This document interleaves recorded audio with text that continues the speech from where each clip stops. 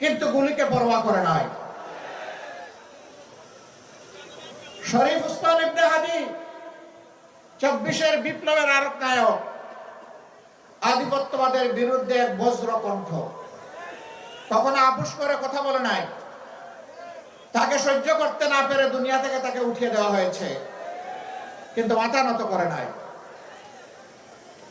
সম্মানিত বন্ধুগণ, যে দেশের মায়েরা আবরার ফাদের মতো সন্তান জন্ম দেয়, আবু সাইদের মতো সন্তানকে জন্ম দেয়, উসমান হাদির মতো সন্তানকে জন্ম দেয়, সেই দেশবাসীকে ভয় দেখাবে না।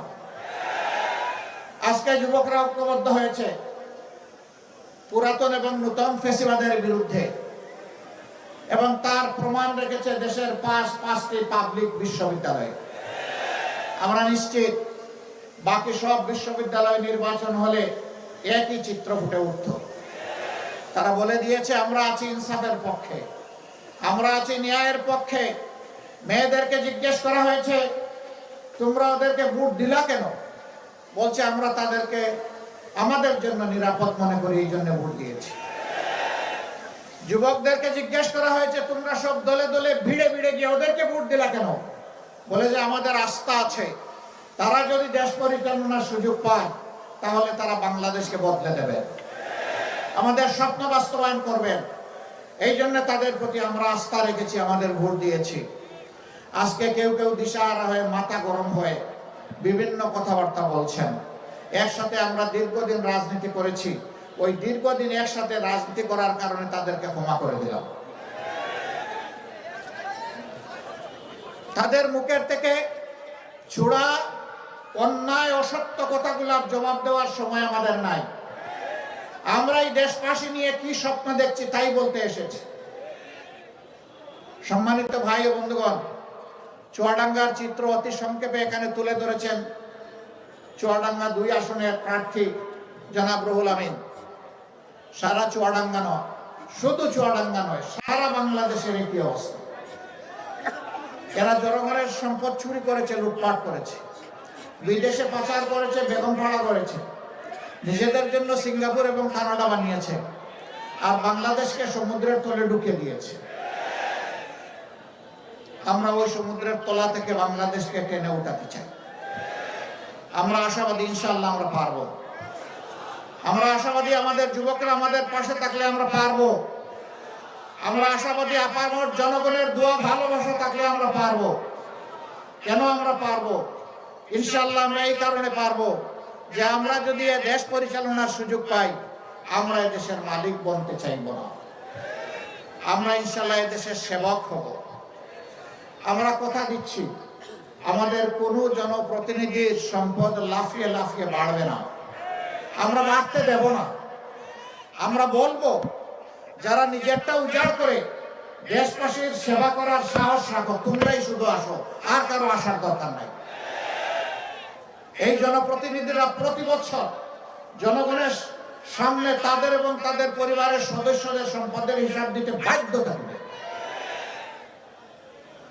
জনগণের যে সম্পদ এলোকেশন হবে বিভিন্ন এলাকার উন্নয়নের জন্য, তার হিসাব জনগণকে দিতে হবে। উন্নয়ন কিভাবে হবে? জনগণের সাথে ডায়লগ করে বসে তার সিদ্ধান্ত নিতে হবে, উপর থেকে চাপিয়ে দেওয়া যাবে না। জনগণ চাইলো চিনি আর আপনি দিয়ে দিলেন লবণ, কাজ হবে না। জনগণ যাই চাইবে জনগণকে তাই দেওয়ার চেষ্টা করতে হবে। সম্মানিত দেশবাসী, সম্মানিত যুব সমাজ, তোমাদের হাতে আমরা বেকার ভাতা তুলে দিতে চাই না।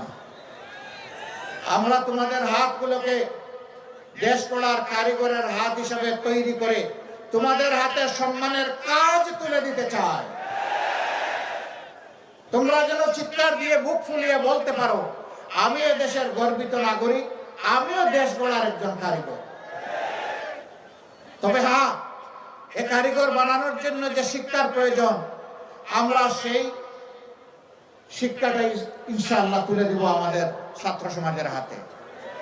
যে প্রশিক্ষণ দরকার সরকারি খরচে, সেই প্রশিক্ষণ দিয়ে হাতগুলাকে মজবুত কারিগরের হাত হিসাবে পরিণত করে দেওয়া হবে ইনশাআল্লাহ। শুধু দেশে নয়, বিদেশেও তারা অবদান রাখবে।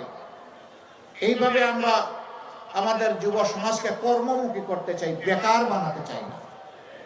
এখন বলবেন যতদিন বেকার থাকবে ততদিন কি হবে?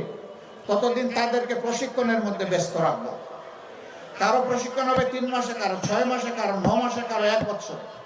যার যতটুকু লাগুক প্রশিক্ষণের পূর্ণ ব্যয় বহন করবে সরকার। আমাদের মেয়েরা লেখাপড়া করবে, উচ্চতর লেখাপড়া পর্যন্ত তাদের সমস্ত লেখাপড়ার ব্যয়ভার বহন করবে সরকার। বলবেন ছেলেরা দুষ করলো কি? হ্যাঁ, এখানে হাত তুলেন তো মুরব্বীদের যারা বয়স হয়ে গেছে 30-35-এর ঊর্ধ্বে, যা হোক উপরের দিকে অসুবিধা নাই, নিজের পেটে একটা বাচ্চাকে একে নিয়েছেন, একটু হাত তুলেন।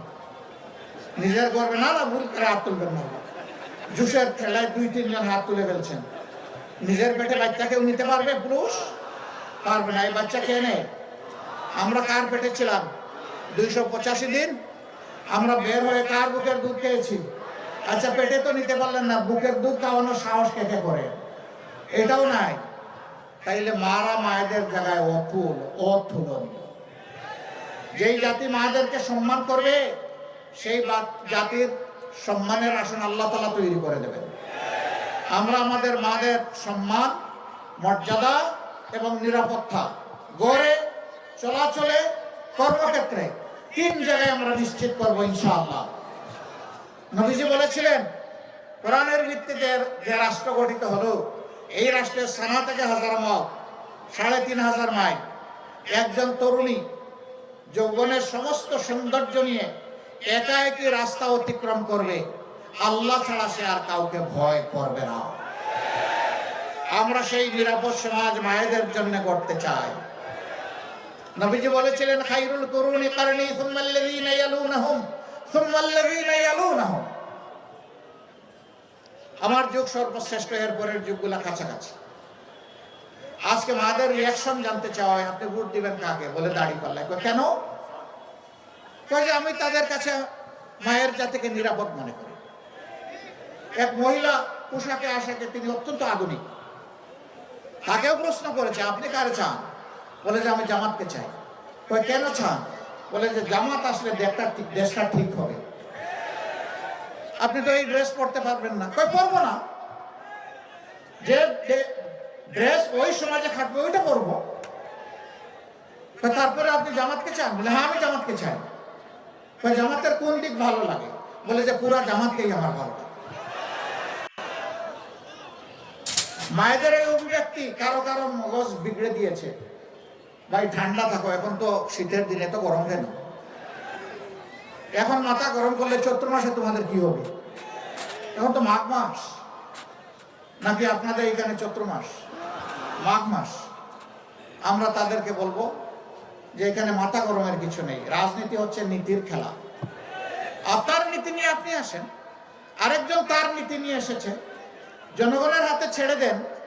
জনগণ যাকে পছন্দ করবে গ্রহণ করে নেবে। আপনার তাকে সম্মান দেখাতে হবে, আমারও তাকে সম্মান দেখাতে হবে।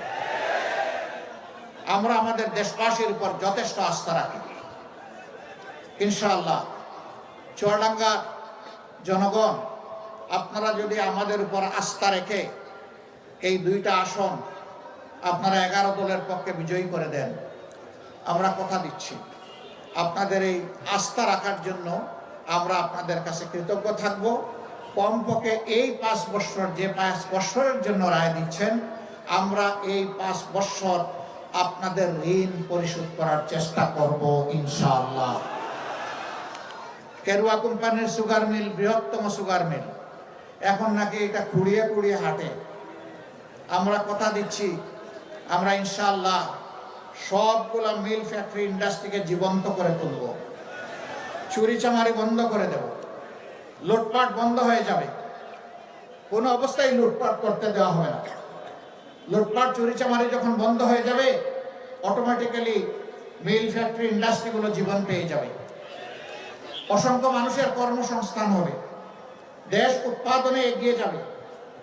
এইভাবে নতুন নতুন কারখানা গড়ে উঠবে এবং নতুন নতুন কর্মসংস্থান হবে।